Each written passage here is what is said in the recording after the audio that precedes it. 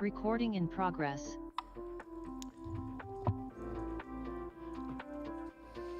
Good evening all, and welcome to the Planning Commission meeting for the City of Hayward on December 12th, 2024. We are holding a hybrid meeting with some participants in the council chambers and others who have joined virtually on Zoom. This meeting is being webcast on Comcast TV channel 15 and live streamed on the city's YouTube channel and on the city's website. Can we all rise for the Pledge of Allegiance, please? I pledge allegiance to the flag of the United States of America and to the republic for which it stands, one nation, under God, indivisible, with liberty and justice for all. Ms. Allen, will you please take roll call? Good evening. Commissioner Franco Clausen. Present. Commissioner Goodbody. Present. Commissioner Hammond. Present. Commissioner Myers. Present. Commissioner Hardy. Present. Commissioner Stevens, absent. Chair Lowe. Here. Thank you very much, Ms. Allen. Now it's time to move to public comments. The public comments section provides an opportunity to address the Planning Commission on items not listed on the agenda. The Commission welcomes comments and requests that speakers present their remarks in a respectful manner, within established time limits, and focus on issues which directly affect the city or are within the jurisdiction of the city, as the Commission is prohibited by state law from discussing items not listed on the agenda. Your items will be taken under consideration and may be referred to staff for further action. Speakers shall not use threatening, profane, or abusive language which disrupts, disturbs, or otherwise impedes the orderly conduct of a commission meeting. The city is committed to maintaining a workplace free of unlawful harassment and is mindful that city staff regularly attend commission meetings. Discriminatory statements or conduct that is hostile, intimidating, oppressive, or abusive are per se disruptive to a meeting and will not be tolerated. Ms. Allen, do we have any public comments at this time? There are no public commenters at this time. At this time, I will close public comments and move on to the first item on the agenda. The first item on the agenda is the proposed zoning text amendments to Chapter 10, the Planning, Zoning, and Subdivisions of the Hayward Municipal Code, and finding that no further environmental review is required pursuant to the California Environmental Quality Act associated with implementation of the Hayward 2023 to 2031 housing element. May we hear from city staff on this item? Good evening, Chair, Planning Commission and Hayward Community. I am Taylor Richard, an Associate Planner with the City of Hayward Planning Division. Tonight, I will be presenting some zoning text amendments to implement actions from Hayward's 2023-2031 housing element related to the development of supportive housing. These zoning text amendments are in direct response to the ongoing housing and shelter crisis within California. In the past decade, the Hayward City Council has taken several actions to help address this crisis, including the adoption of the Hayward housing element, which was composed of actions, goals, programs, and policies to help meet our community's housing need. These amendments will help the city fulfill several actions which are identified in the staff report and on the slide. The City of Hayward is required to fulfill these actions in order to stay in compliance with state law and ensure our housing element remains certified by the California Department of Housing and Community Development, also known as HCD. HCD reviewed the draft amendments and provided minor comments. The amendments were edited accordingly and shared with HCD for final review. As a reminder, we are at the final stage of this project. We started this project by conducting background research and stakeholder engagement, which built upon the extensive outreach of the Hayward housing element. Based on the feedback received, regulations were drafted and then refined through a series of work sessions and a public review period. Tonight, I'll be presenting the culmination of all that work, a series of zoning text amendments to the Hayward Municipal Code. Before I get into the amendments, I want to remind everyone of the feedback we received during the October work sessions. Overall, the draft regulations were supported. However, there was a desire to add bicycle parking requirements and allow temporary restrooms for safe parking. As I will later share in this presentation, both of these changes were implemented. At the work sessions, we also received several questions about hotel conversions, the administrative use permit process, public outreach, and enforcement.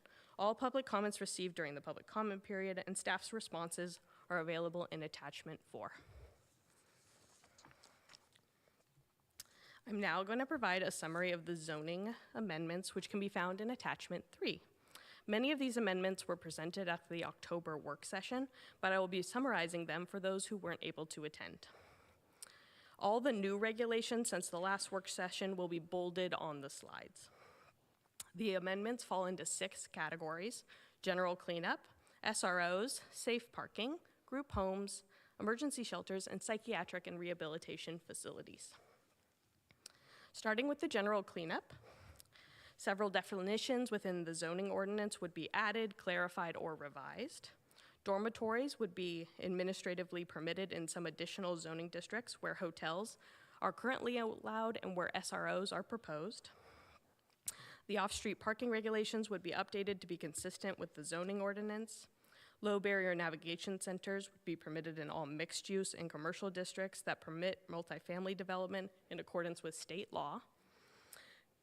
And then the permitted use definition was updated to clarify that it has the same meaning as a use by right, which was requested by HCD. The dwelling unit definition was also updated to clarify that all these units are permanent units, which was also requested by HCD. Moving on to SROs. SROs would be permitted in certain commercial, mixed use, and high density residential zoning districts with the approval of an administrative use permit. These would be subject to the following development standards, which were modeled off of regulations from San Leandro, Milpitas, and Winters. Each sleeping unit would be a maximum of 400 square feet, have a minimum of 90 cubic feet of storage, and have 1 parking space each. Within the development, there would need to be shared laundry and open space facilities. However, the bathroom and cooking facilities could either be shared or private. All SROs will need a management plan that addresses the management, staffing, rental procedures, safety and security, and building maintenance. And lastly, short-term and long-term bicycle parking requirements were added. These were modeled after the current bicycle parking regulations for multifamily developments in Hayward. Moving on to safe parking. Safe parking would be permitted on properties owned by a tax-exempt nonprofit organization that are a minimum of 20,000 square feet and have a minimum of 50 parking spaces or 10,000 square feet of habitable space with the approval of an administrative use permit. The definition of safe parking was updated to clarify that individuals can sleep within their vehicles. Safe parking uses would be subject to the following development and performance standards, which are based on safe parking programs in Union City and Fremont. All vehicles will have to be operable and parked within striped parking spaces. Bathroom and laundry facilities shall be provided to all safe parking residents at least once a week. These facilities could be permanent or temporary. The safe park can only operate between the hours of 5 p.m. and 10 a.m. All safe park uses will need a management plan that addresses the operation, management, rules, and safety measures. And lastly, temporary or permanent bathroom facilities will be required and accessible to all safe parking residents during the hours of operation. Moving on to group homes. The group home use would be added to 5 additional mixed-use zoning districts as required by state law. There are 2 types of group homes, licensed and unlicensed. Licensed group homes require a thorough permitting process with the California Department of Social Services. For this reason, we decided to distinguish between unlicensed and licensed group homes within our regulations. However, only the regulations for licensed group homes were modified. Licensed group homes would be allowed up to 8 by right, between 9 and 14 with an administrative use permit, and 15 or more people with a conditional use permit. Moving on to emergency shelters. Shelters would be allowed in additional commercial and Mission Boulevard zoning districts, but only along Mission Boulevard and Foothill Boulevard. The emergency shelters definition was updated to clarify that these shelters are for individuals experiencing homelessness, and all shelters would be subject to the following development standards, which were modeled off of regulations from Oakland, Fremont, and San Leandro.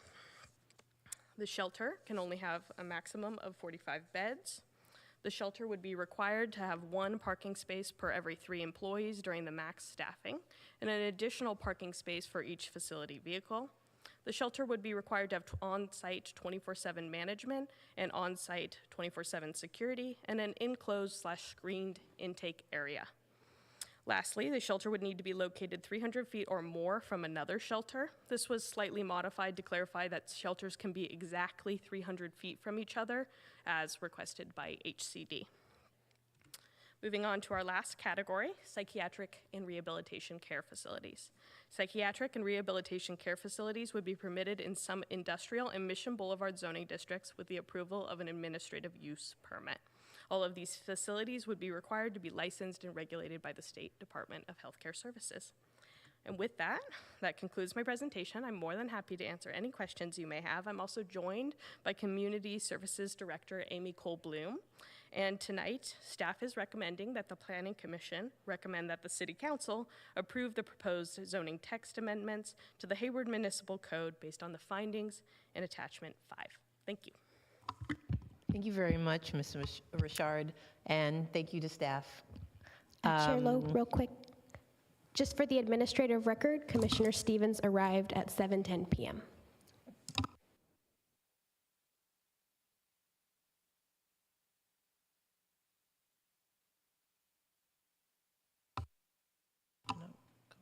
Now it's time to ask questions of city staff. Do any of my fellow commissioners have questions? Okay, go ahead, Commissioner Hamm. Hello. So on the Hayward Municipal Code, Chapter 10, Article 18, does that deal with mining? I don't have the entire Hayward Municipal Code in front of me. We're not making any modifications to Article 18, though. So we can follow up and give you information about that at a later date, but I don't know what Article 18 is. Anyway, it shows up here that What we're making page? revisions to 1, 2, 24, and 18. I was just wondering if I missed something with 18. What, oh, that is a typo. It should be 28. Okay. It's articles, we're making changes to Articles 1, 2, 24, and 28. 28 is the downtown code. All right, thank you. On the innovative housing options, what constitutes publicly owned land, and can you give any examples in our proposed locations? Where are you referencing that? Is it one of the housing element actions? And on what page of the In staff the report? summary, it says you'll be looking for innovative places to explore innovative and alternative housing, and it says for public, for private, or for public, in public property. I was just wondering if, Maybe it would help to point them to a direct attachment and a page of an so it attachment. would be page 2 of 9. Let me see.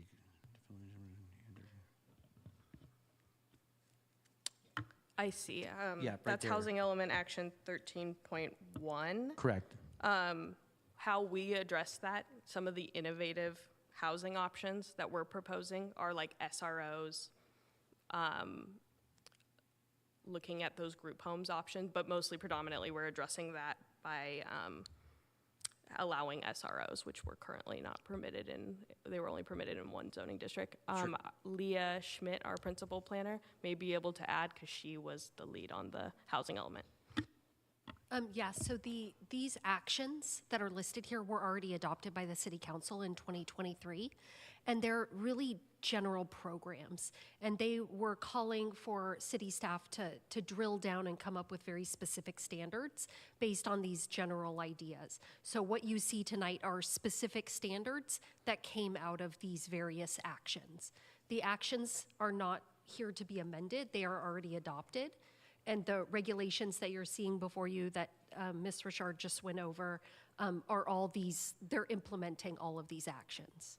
Sure, yeah, I think I understand that, but if you were to use public land as an option, where would that be? Okay, so there are various publicly owned parcels throughout the city. We do have maps online that show, as required by state law, to show where publicly owned land is.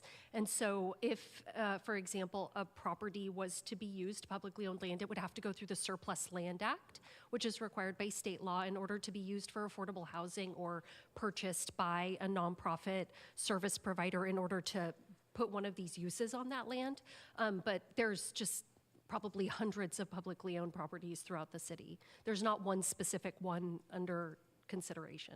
Okay, and is there private land that we can utilize? For example, St. Regis or perhaps Southland Mall? Yes, private and publicly owned land can all be the site of one of these uses if it complies with the proposed regulations, like getting an administrative use permit or a conditional use permit, or under certain circumstances would just be permitted, as described by Ms. Richard.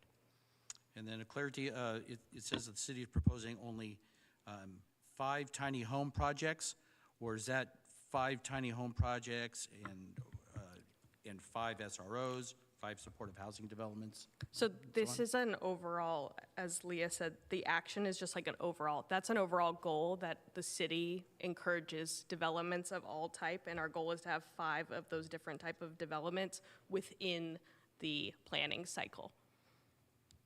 Okay, for action 13.3, supportive housing, so I agree with staff recommendations to amend the Hayward Municipal Code to allow supportive housing by right.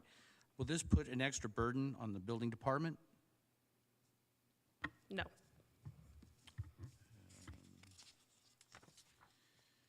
And then how long will the typical permit process take? What type of permit are you referring to? Like an administrative use permit or a building permit, or? I guess all of them. Okay, an administrative use permit typically takes 3 to 5 months to process. However, it is really dependent on how complete the application is and how fast applicants are willing to respond to staff's comments and make the changes that are necessary to the plans. A conditional use permit is typically 6 to 9 months, but once again, it requires a hearing, so it depends on scheduling with that. Site plan review, which is another common planning entitlement, also takes 3 to 5 months. Building permits, they have a range. That you get comments back on your building permit, the first round after 15 business days, and the second one after 10 business days. So it really depends on how many rounds of review and how complete your plans are, how long the building permit process takes. So the process is still pretty long, even though this is kind of urgent. Yeah, this is our standard processing times. It could be shorter, it could be longer. It really just depends on how quick the applicant is responding. City staff responds in the same time frame. We have to respond within 30 calendar days to every time we receive an application. We have to provide a comment. It's most of the time applications are held up by the applicant addressing our comments. And are day centers also included? Data centers, Day centers. day centers for Is like individuals with developmental disabilities or a place to like go, service providers. centers where people can go during the day to receive services. There is a use within our code that does allow that. We are not looking to amend the regulations for that, and I can't recall off the top of my mind. I don't have the municipal code if it's like, but I believe it's a use permit. Aaliyah might be able to add. Yeah, and so because the amendments before you are related to residential uses, day centers are not the subject of the amendments tonight. This is solely related to like residential care centers or group homes or other places where people would stay overnight. Okay, thank you. Article 1311 or 1911. What constitutes safe camping? I hadn't seen that come up before. I noticed now. We did not, as part of these regulations, pursue any safe camping regulations at this time.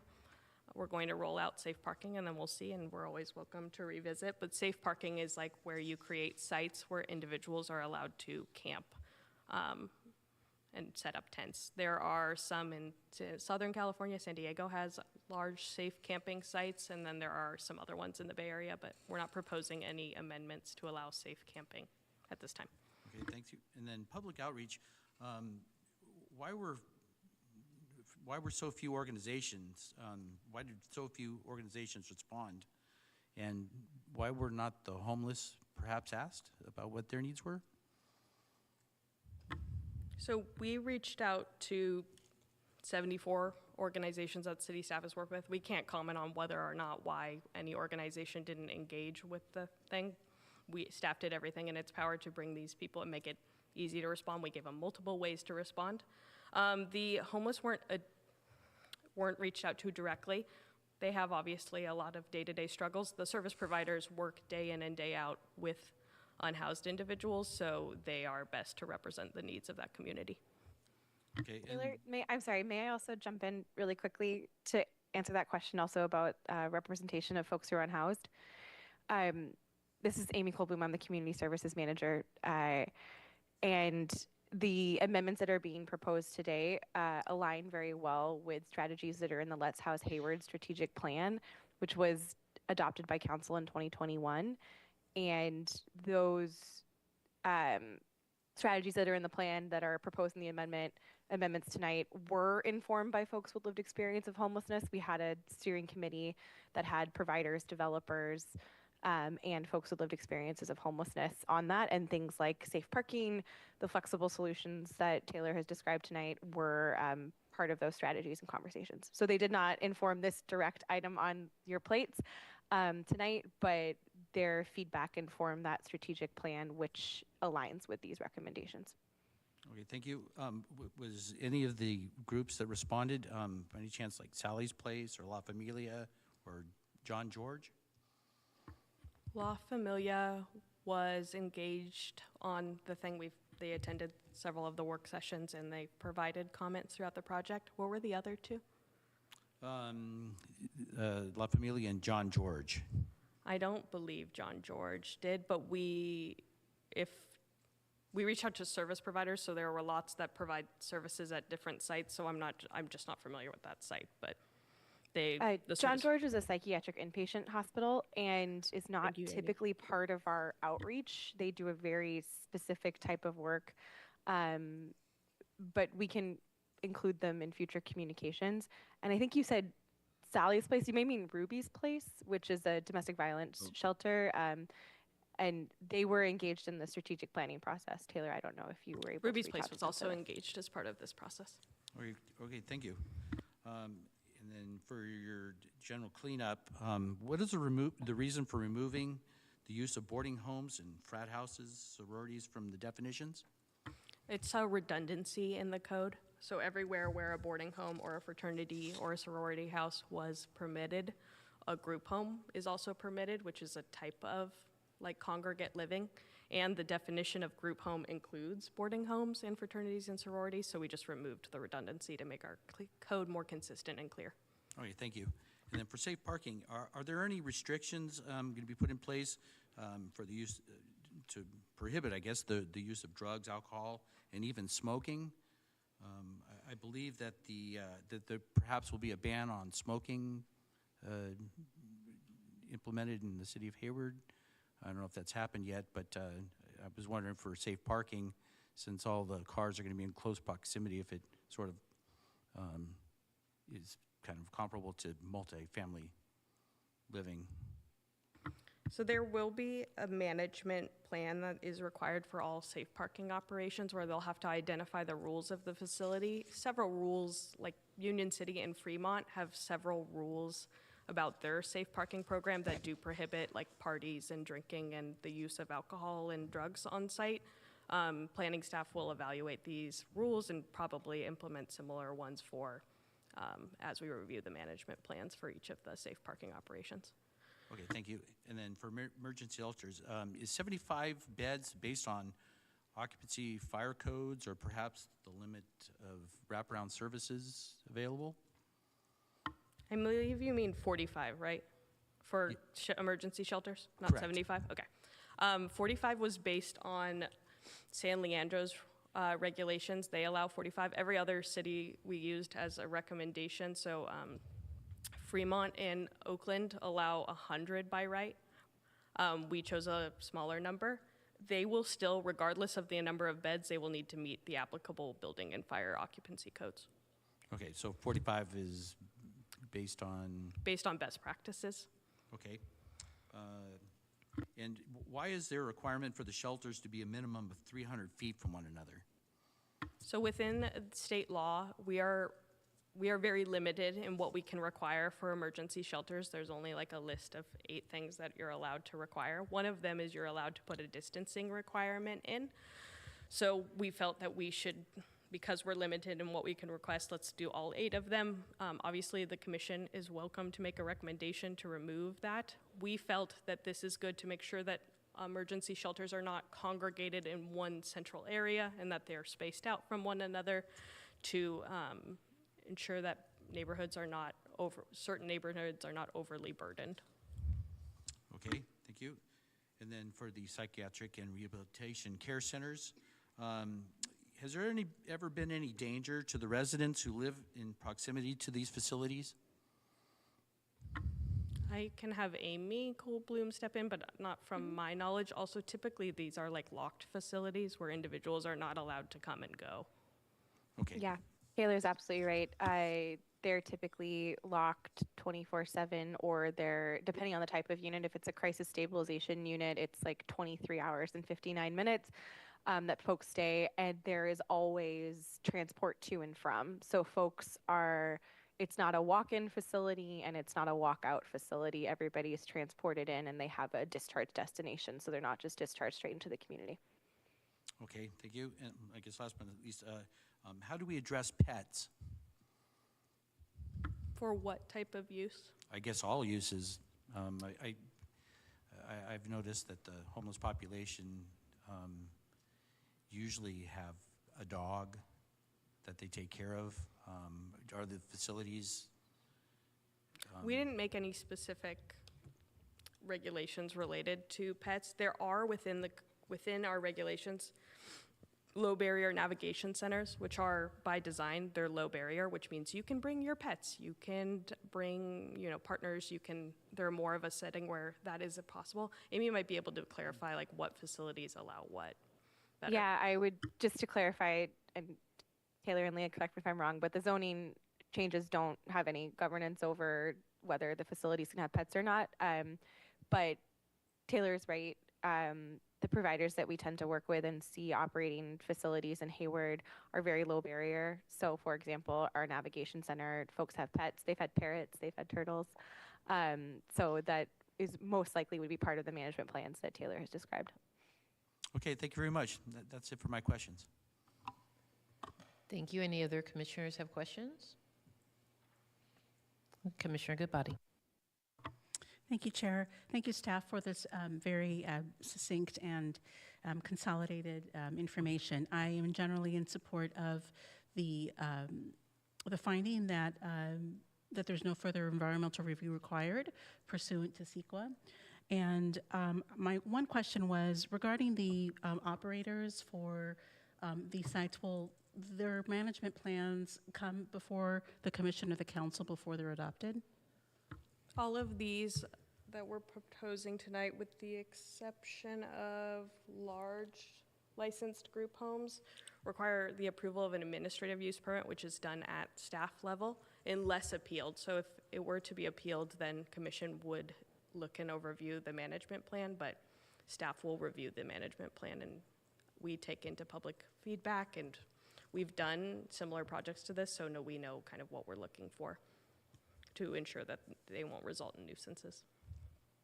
Thank you. And then as I was reading through particularly the emergency shelters and the group home text zoning changes, I was reminded of back in my years when I was in college, I volunteered at a domestic violence shelter where we helped people fill out their temporary restraining orders when they were trying to escape violent environments. And one client in particular came to mind in that she was the sole breadwinner. She had a 9-year-old daughter and was trying to escape an abusive partner. We successfully got her temporary restraining order, but unfortunately, the partner had found her and killed her at Southland Mall. And I say this because I, was thinking about that she had nowhere to go between the time that she got her restraining order and her court date. And so in looking at slide 9 and in the text that we, are reviewing for emergency shelters, is there something that we can do to expand the definition of those experiencing, individuals experiencing homelessness to those that are in domestic violence situations or escaping, something that would be inclusive so that someone is, when they are seeking to escape a situation like that, they technically have a home, and I don't want them to be turned away because they are trying to get help.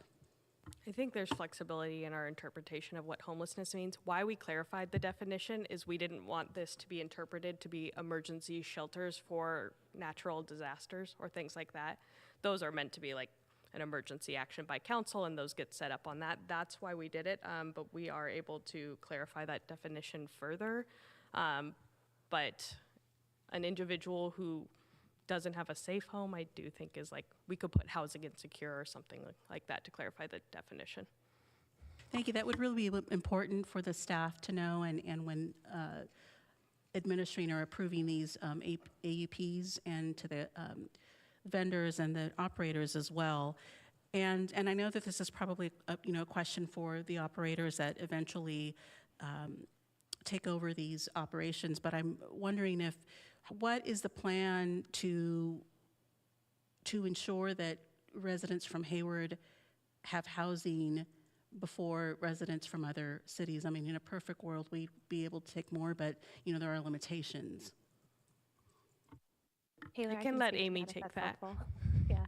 I actually, just to go back to your prior comment about folks who are fleeing domestic violence, there is a definition of homelessness under HUD, the Department of Housing and Urban Development, and one of the components of the definition includes people who are fleeing domestic violence and intimate partner violence. So they would be considered homeless under that definition. In terms of ensuring that folks from Hayward have access to the types of programs that would be operated through these amendments, it depends on the funding source.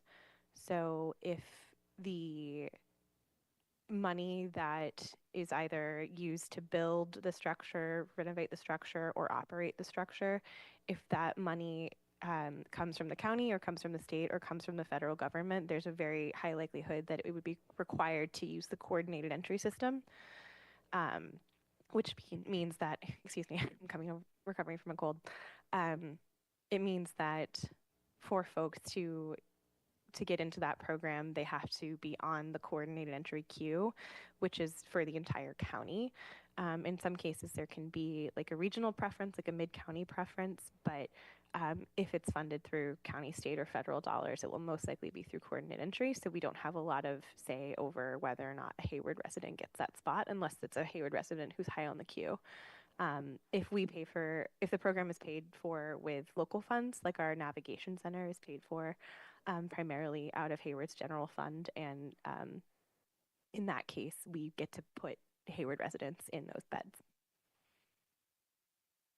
What if the site is on a private nonprofit property, like a church, as stated in the presentation? Again, if the church is funding the operation of that site independently, then they most likely wouldn't have to go through coordinated entry. But I am not familiar with any nonprofits or churches that have that level of operating resource. Thank you.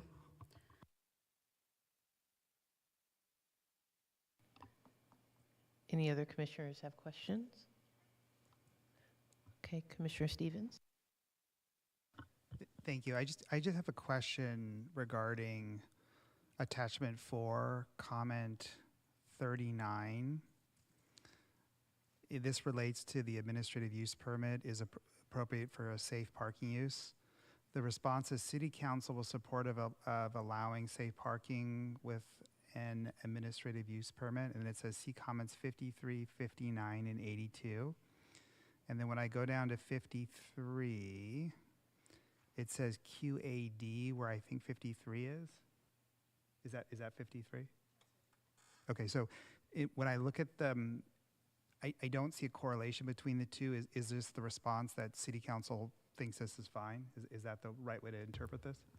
I think it's missing a word. I think it's meant to say I'm supportive of all their recommendations, including it. City Council was supportive of all of our recommendations, and we proposed an administrative use permit.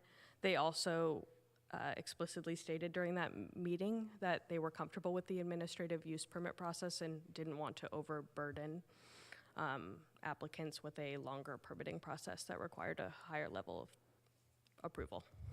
Thank you very much. Thank you, Commissioner Stevens.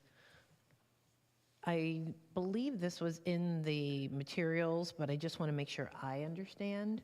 And that is, we talked a little bit earlier, there were questions about the 300 yards that was required for the emergency shelters, but that's not required for the group homes. Can you explain a little bit why? I know your explanation earlier was that we didn't want to overburden certain neighborhoods. Can you explain why it was required for one and not the other? So there are very few uses in our code that have a distance requirement. Cannabis does, tobacco does, and emergency shelters are proposed to, and drive-throughs.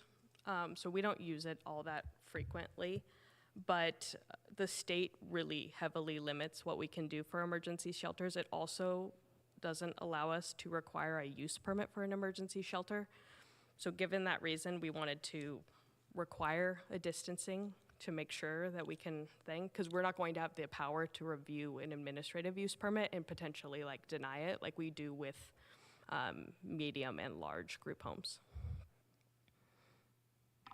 And so, so that definitely answers my question about the emergency shelters. But what about why isn't there a distance requirement for the group homes? We've never had one in the code, so we've allowed group homes for a long time in Hayward, and there's never been a distancing requirement. We didn't look at it as part of this set of regulations about adding one, mostly because I don't believe there's like a certain area of Hayward that's like overly burdened with a large amount of group homes. When working with our outreach, we worked with a organization that kind of like looks at all of the group homes in the county, and they're actually finding that lots of them are closing their doors due to funding, and they're having a hard time due to either extreme permitting processes through local jurisdictions or meeting the requirements of the state. So we really looked to make sure we weren't burdening group homes with additional regulations. And so it sounds like there's no neighborhood, based upon the past precedents, you haven't seen that any particular neighborhoods in Hayward have been overly burdened by group homes? No, not from my work here, and I've worked for Hayward for about 5 years. Leah might be able to comment. Through the chair, I do want to clarify that state licensing, like the state does have minimum limitations of 300 feet between group homes.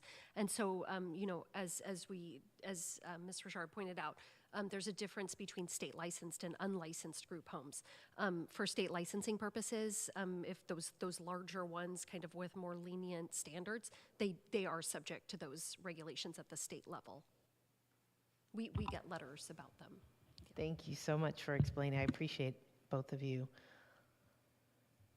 All right, seeing no more. Oh, there is a comment. Commissioner Myers, sorry about that. Thank you, Chair. So I know over the past 6 months I've been somewhat vocal on this, somewhat passionate in some ways.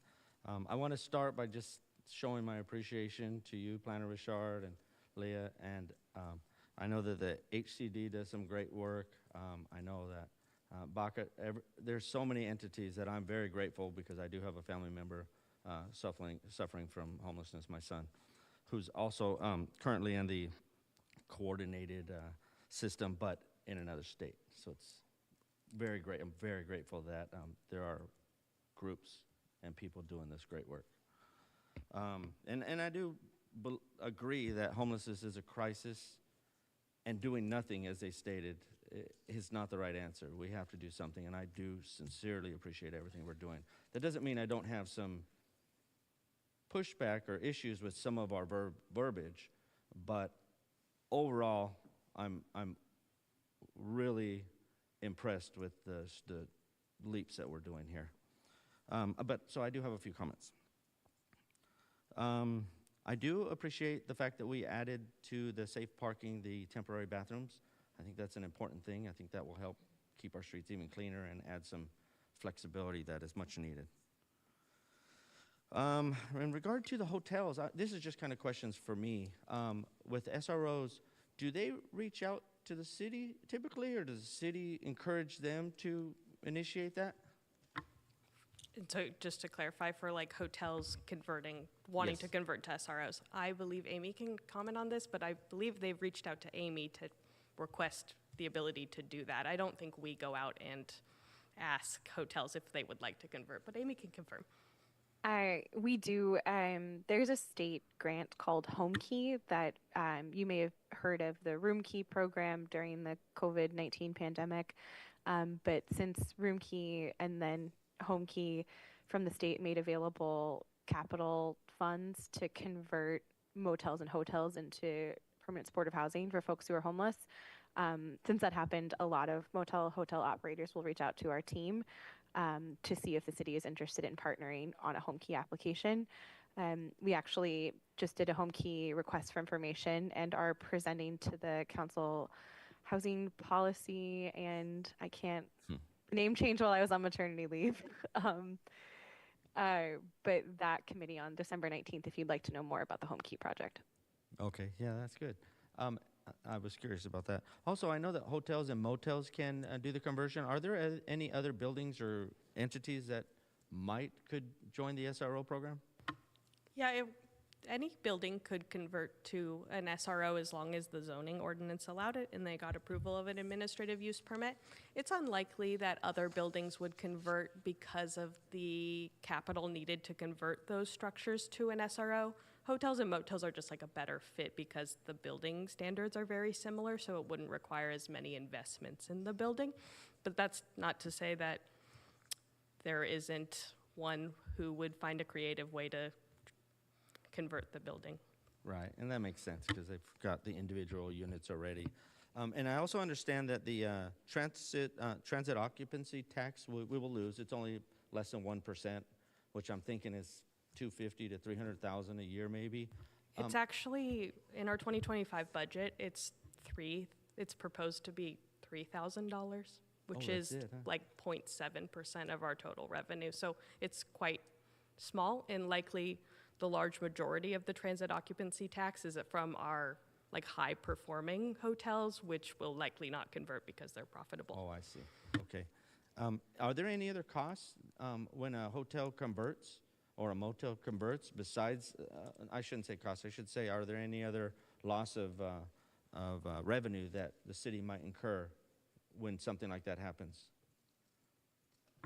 Not that I can think of. If anything, I probably think there's revenue that the city would get from obviously building permits and potential impact fees that the building would have to pay. Additionally, I think I included it in our report, there are lots of cost savings on public safety, so fire and police, when you put individuals into housing and not having to intervene at the street level. So you Right. save a lot of money doing that. So I don't anticipate there being additional costs other Okay. than the loss of transit occupancy tax. Good, yeah, I read that cost analysis, and I thought that was a no-brainer. And on the SROs, if somebody gets into an SRO, is it for a minimum or a length of time, or is it a long-term stay? So SROs are a model for lots of different populations. We didn't put any sort of like length of stay limitations. It's likely that the funding, depending on where it is, might have a length of stay and be more of a transitional housing.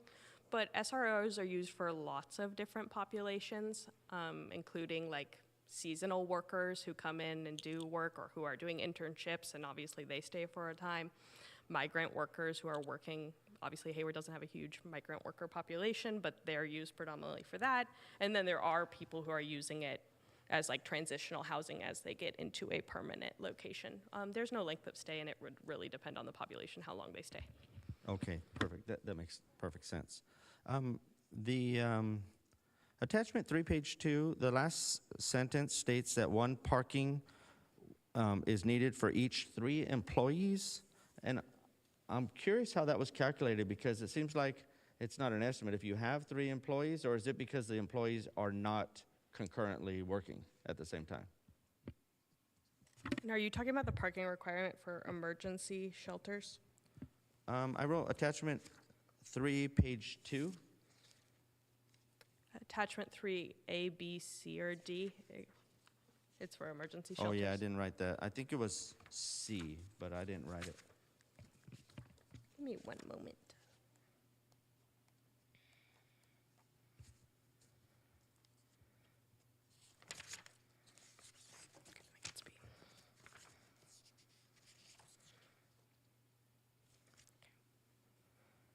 Yeah, it's 1 for each 3 employees on site during the shift with the maximum staffing, and then plus 1 space for each facility vehicle. This was modeled after a regulation from Oakland, and we thought it was the most appropriate. The state requires that the parking requirement for an emergency shelter is less than that for a residential project. Most of the emergency shelters where we do allow them are along our high-frequency transit corridor, so Mission Boulevard, Foothill, where likely staff members can get there by bus or by train, and we want to make sure that our regulations weren't overburdening sites to prevent these developments from occurring. Okay, that makes sense. But Planning Commission is welcome to make a recommendation if they would like council to explore a that different makes sense, because I know when we were within a half a mile of a transit, the homeowners also were limiting that, so we're just assuming that the employee would be hopefully taking that transit as well. Yeah. Okay, that's a clarification I was looking for. Thank you. On attachment 3D, page 4 of 15, I think it's just a typo, but if it's going to final print, I wanted to bring it up. Number G. F says there's no uses beginning with F. G says there's no uses beginning with F as well. Well, I just think we need to correct that. It's just a small typo. We can fix that before it goes before the city Easy for council. me. Okay. It looks like it's part of a previously adopted part of the Okay. code, so we will just fix that. Cool. And then on another quick cleanup here, on attachment 4, page 12 of 21, item number 49, the response says, see comment 49, and I'm curious what it really should say, because it's usually referencing another comment.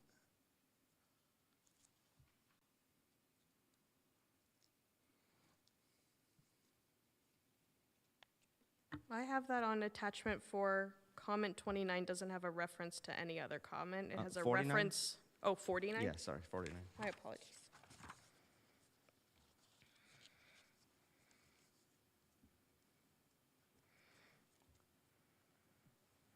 Yeah, that is the wrong reference. I can respond to that comment live. The comment's nature is talking about how they believe that the state doesn't have the right to mandate certain things, and that they believe that we should speak to the city attorney about fighting mandates. The state requires us to take actions. They're well within their ability to respond to the housing crisis. And if we don't take the actions to implement our housing element, we could face fines or builder's remedy applications, which means that the project can be processed ministerially and it wouldn't have to meet certain zoning regulations. So it's very, very pertinent that we stay in compliance with state law, so we don't have to accrue fees and have applications where the city has absolutely no control over. Okay, okay. And then I guess my last thing would be referencing the by right issues that I've kind of had in the past. So whenever we build start a new project, or we're anticipating starting a new building, I think there's a due diligence that we have where we look and see what has worked in the past and what hasn't worked in the past, and make some alterations there instead of recreating the wheel every time.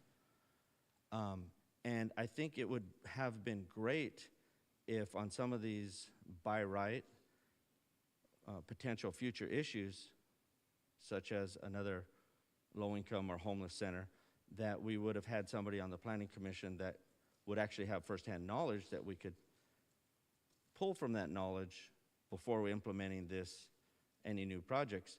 And it just so happens that we have somebody on the Planning Commission that has firsthand knowledge and sees what works and what doesn't work.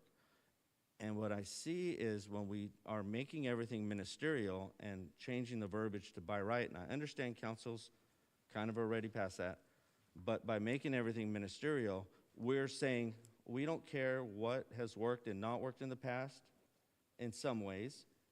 We just want to push forward. And to me, that's not solving the issue of getting rid of NIMBYism, because the goal is to get rid of NIMBY. I don't like NIMBY. And this isn't, I don't think, coming from NIMBY. It is coming from what is working or what is not working. So I don't know if we're going to vote or if we're going to give comments or suggestions to council on this.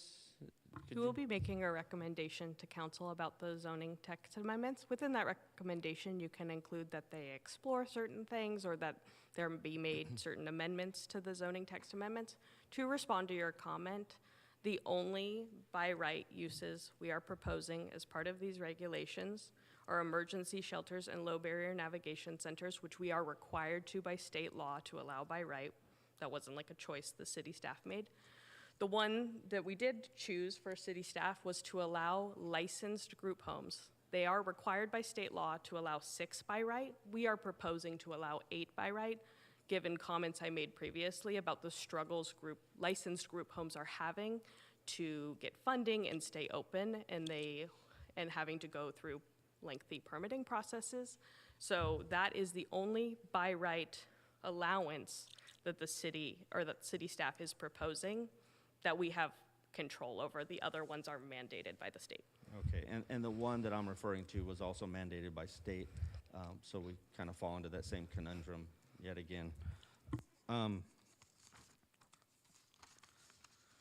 Well, since our last meeting last month, I just wanted to read a couple of issues that our neighborhood has had. I feel like I owe it to our neighborhood to just publicly state some of the issues that we're having, because nothing is changing.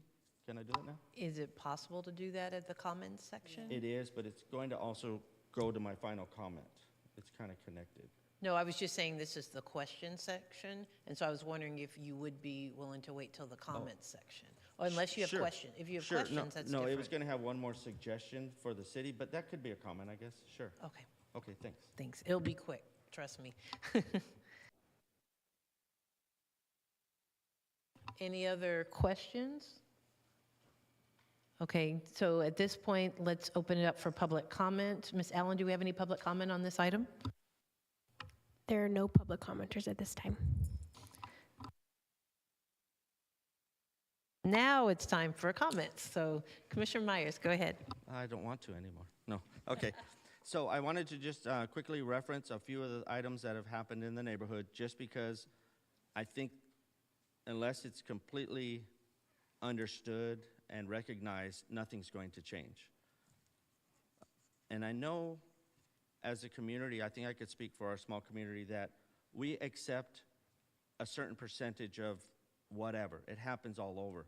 But since the startup of this unit, it has exponentially gotten worse. And so I applaud the police and the Hayward app, because they really respond fairly quickly. But this is just the last few weeks. At 2 a.m., a bin of trash can was loudly dragged across all down the street and put in my front yard. So I had to distribute of that for today's trash today. All over, we're having trash bags and trash on all the neighborhoods.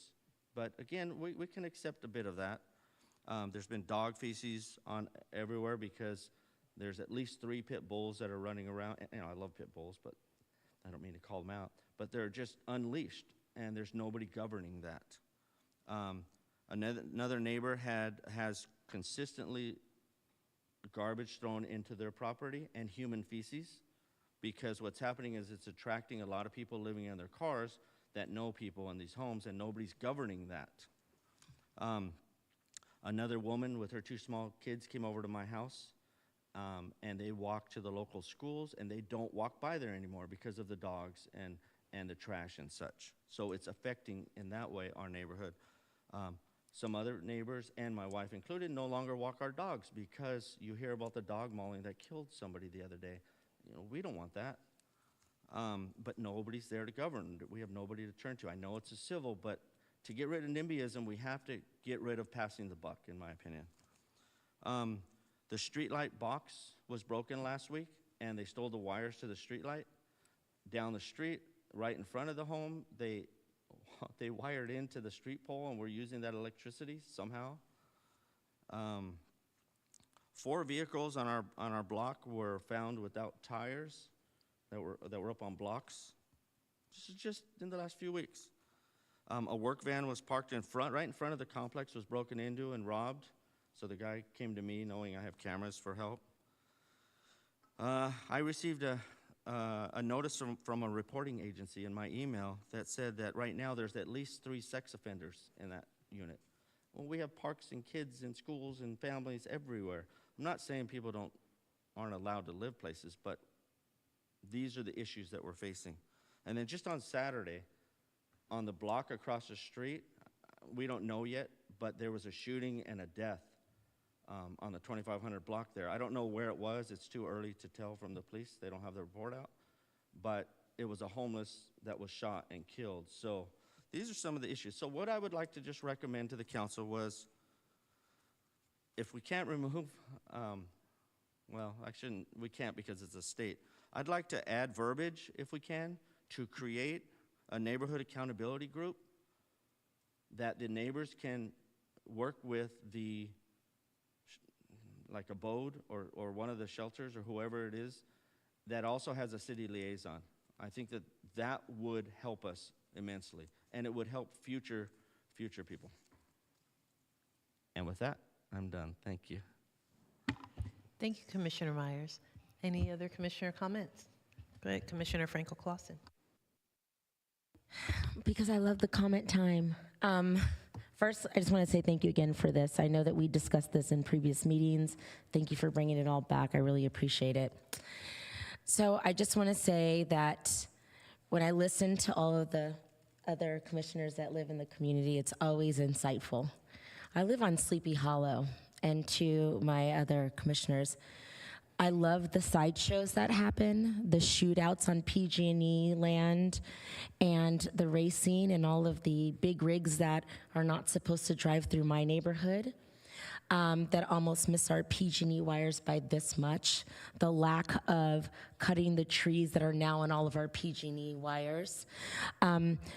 Just to give some insight about, you can actually call the shelter. They've come out and taken some dogs and cats from my neighborhoods right here off of Jackson. They will actually help you. I even helped catch some cats and dogs with them. They will help you with that because I've walked through your neighborhood canvassing, and it is kind of scary. But I want to say is that I know it's hard when it's not your lived experience to understand some of the changes that the city makes in accordance with the state. But as someone who's lived in group homes here, as a foster kid in Hayward, and unfortunately, like you, share that common interest of taking care of a loved one who needs a lot of community services, keep in mind that sometimes I think these decisions are made in a vacuum, and it is not always having the people's voice, but it is leaders like us that talk to our neighbors and empower them to speak up. and use the Hayward app. I would teach everyone how to use the Hayward app. I've done it in my neighborhood, so I'm not the go-to person, to empower them to advocate alongside you. But the one thing that I want to talk about and say is, I understand about group homes, and when you put barriers in front of owners of group homes, you put barriers in how they treat the kids in there. And as someone who's lived in a lot of group homes and a lot of foster parents, they don't need any other barriers. However, I think we have 3 convalescent homes in my neighborhood, 1 group home, and people who also don't care for the quality of their neighborhood. I think it's important for us to have those conversations with, not just here because it is on our scope. This is not our scope. Let me just mind you that some of this is not our scope, but it is in this space that we talk about what we want the city to look like and communicate that effectively and efficiently to our council members who do end up making some of the final decisions. But I will say, as we end this year, is I look forward to being a partner in all those things, because everything that you've all said here is valid. But it is going to take all of us and all of our voices to help create that change. Thank you very much. Commissioner Goodbody? Oh, no? Okay. Commissioner Hardy? Great. Thank you, Chair Lowe. I also want to thank staff for this presentation and for, I thought, really taking into consideration all of our previous comments, and I saw things reflected here, and so just wanted to share appreciation for that. I would like to motion that we approve the recommendations. Second. I would like to, though, add just something to, and I don't know if you maybe want to restate some of what your recommendation was, but it sounds like we'd like to add potentially something about just looking at having some kind of community liaison or other program to support the neighborhoods in which these would be opened. And so I don't know if you want to specify or anything around that, but I would like to make a motion for that. We will also make sure we share that with council. Thank you. Yeah, I think what I'd like is add verbiage to create a neighborhood accountability group with a city staff liaison, and I will second that if it hasn't been already. I have a point of clarification. So will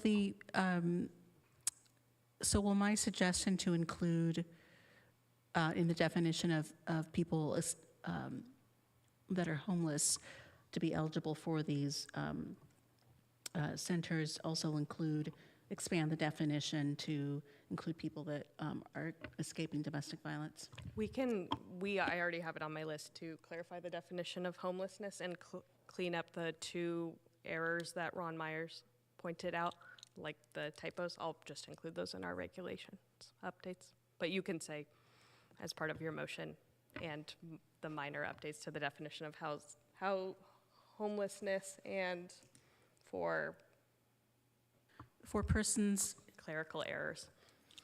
For persons escaping domestic violence, or for persons seeking safety?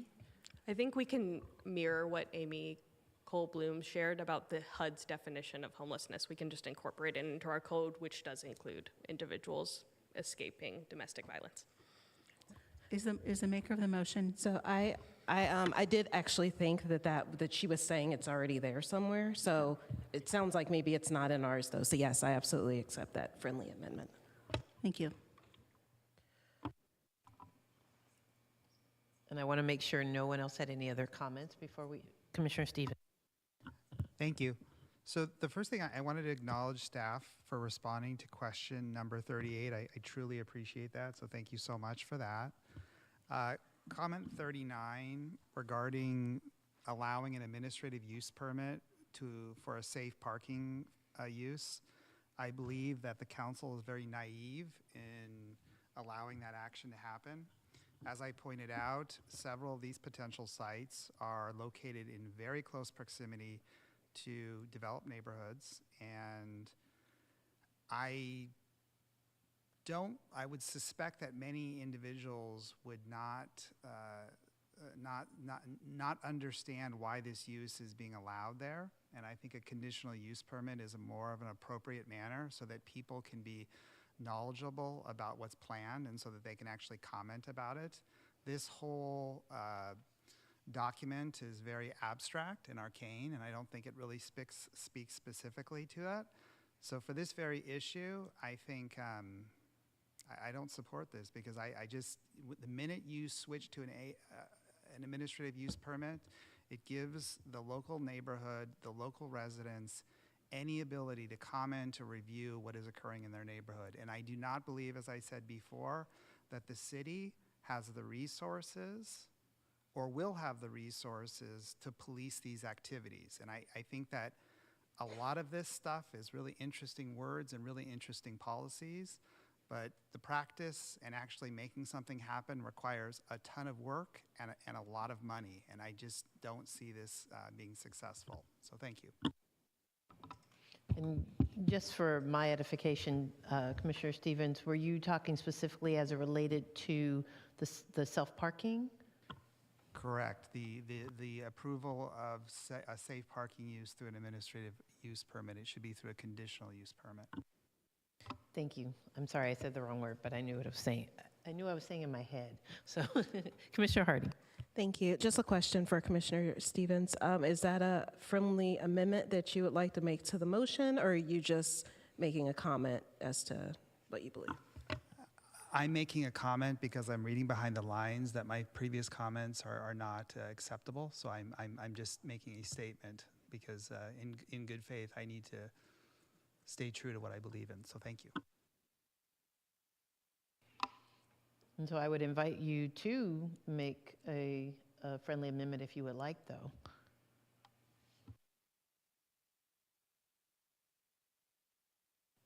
I would love to make a friendly amendment to do that, but I would not be disappointed if nobody agreed with me. I actually do agree with you, and so I would like to accept your friendly amendment, and we'll see on a vote who agrees with us both. Thank you.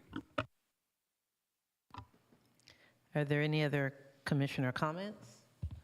Through the chair, since a friendly amendment's been proposed, the seconder of the motion would also have to state whether or not they would still second.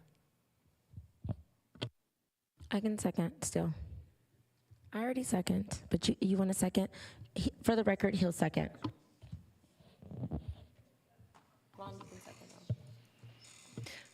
So I just want to thank staff for all the hard work you put into all of this. I think that it was a gallant effort, and I really appreciate the outreach that you did. I appreciate the fact that you really aligned it with the strategic plan. I appreciate the fact that you were very patient with all of our questions.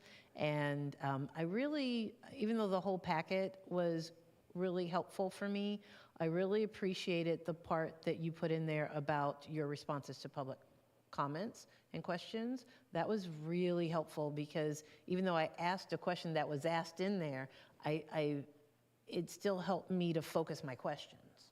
So I appreciate all of those things, and I actually also support that, Commissioner Stevens, your friendly amendment. So are there any other comments? All right, Commissioner Hammond. Thank you. Since it seems like this is going to be our last chance to comment on some of these issues on the housing element, just for the record, I'd like to state, first of all, thank you to everyone who's worked on putting so much time into all of this. I am a little overwhelmed with all of the information that you have to go over. To comment on the background, it seems like the point and count of 512 homeless in Hayward is a much more manageable number compared to other large California cities. For instance, Los Angeles with 71,000 counted homeless, or Oakland with almost 10,000. I think that with this, it would seem a lower number, that we can more easily perhaps make a difference. And also, it seems like all the proposed changes seem to follow the goals set in the housing element, as well as the general plan, as well as following the state housing laws. In general, I agree with all of the staff's recommendations for these actions, as far as the innovative housing options, the supporting housing, group homes, parking, low navigation centers, tiny homes, and the safe parking regulations. In addition, I believe that Hayward can be a leader in ending homelessness and that Hayward is making a good effort to follow its goals within the housing element. While I agree that we are in an emergency crisis with our homeless population, I believe that we need to be careful when we suspend our local planning and zoning regulations. These protections were put in place for a reason, and we need to be sure that we do this responsibly and that it's good for all the residents of Hayward. I'm looking forward to seeing what operational and or performance standards that the zoning amendments intend to remedy. Again, I appreciate all the hard work staff has put into the revisions to the attachments A through D, and I hope that clarity will help make the entire process move along smoother and more efficient. Again, I'm in total agreement with all of the zoning changes in general and rely on the staff's recommendations. I hope that we are mindful of the neighborhood dynamic when we make these changes or improve these, to approve these projects. This includes the live workspaces, allowing low barrier navigation centers in the proposed zoning districts. And I have no problems with the new revisions to revise permitted use to be by right, and the reason for clarifying the dwelling units should be defined as permanent. In SROs, I am in total agreement with all the proposed regulations as far as the SROs are concerned, with the size and utilities required for each unit. Adding bicycle parking is a good idea. However, safety and security are paramount, as well as the need for efficient public transportation and the proximity to amenities, no matter where they're located. I'd also like to see our hotel stock remain active as a destination stop for travelers to our fine city, other than converting them into other uses. I'm especially in favor of all of the safe parking and regulations that are being proposed to date. For group homes, I guess I would like to see maybe a little more definition when it comes to the different levels of group homes. It seems that there are more than just a few. Emergency shelters, I agree with staff recommendations, especially now that it's cold and rainy, so that we can quickly establish more safe and secure emergency shelters. I also have no objection to the proposed zoning locations. For the psychiatric and rehabilitation care facilities, for the safety and well-being of the Hayward residents, I fully support the need for these facilities. I'm in agreement with the zoning amendments, and I especially agree for the need to require these facilities to be licensed and regulated by the state, as well as the city of Hayward.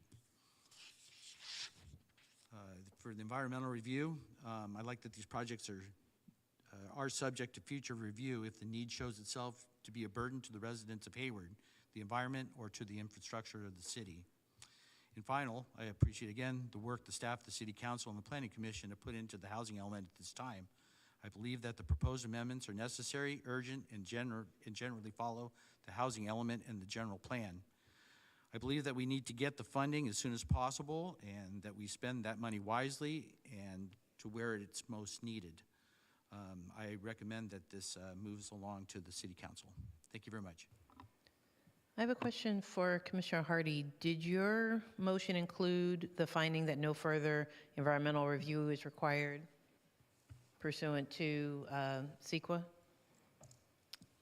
Yes, I did not state that, but I believe that was, do I need to state that? Yeah, through the chair, I recall that that Commissioner Hardy moved the staff to approve the staff recommendation. And just to clarify the motion that's being voted on, there is the motion by Commissioner Hardy to approve staff's recommendation, seconded by Commissioner Myers with friendly amendment related to adding a neighborhood liaison group, which Commissioner Hardy accepted. And then there were further friendly amendments offered. One, to modify the definition of homelessness to be consistent with the HUD definition, which was also accepted by Commissioner Hardy and Commissioner Myers, as well as requiring a CUP for safe parking uses, also accepted by Commissioner Hardy and Commissioner Myers, and also cleaning up minor grammatical and typographical issues. And so that's the motion. Thank you so much for clarifying that. I appreciate that. And at this time, why don't we ask Ms. Allen to take a roll call vote?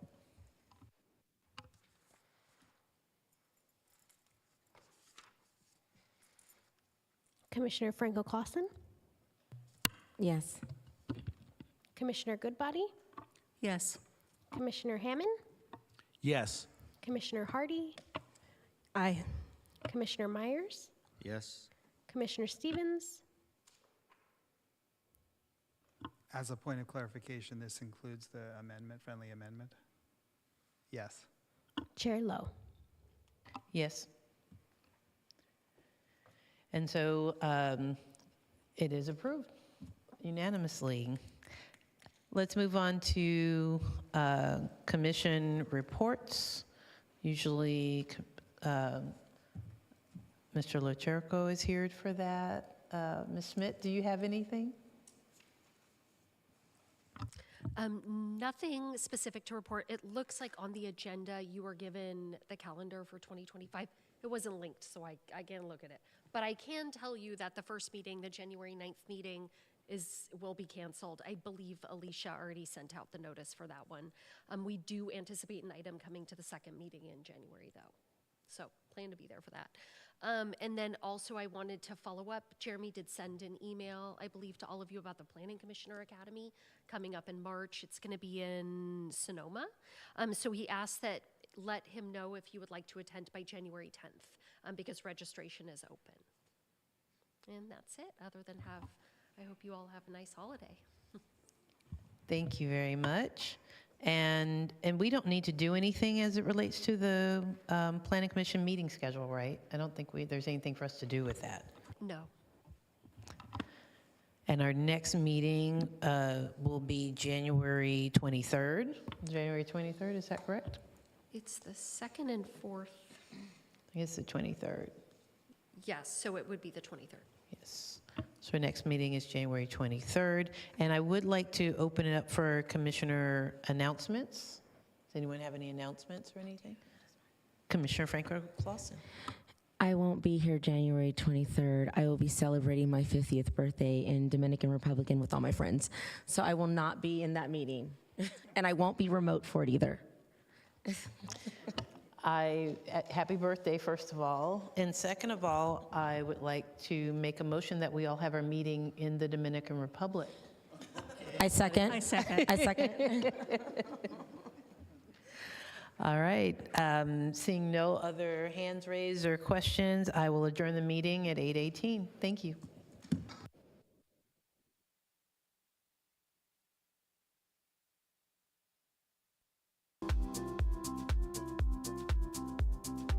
Re-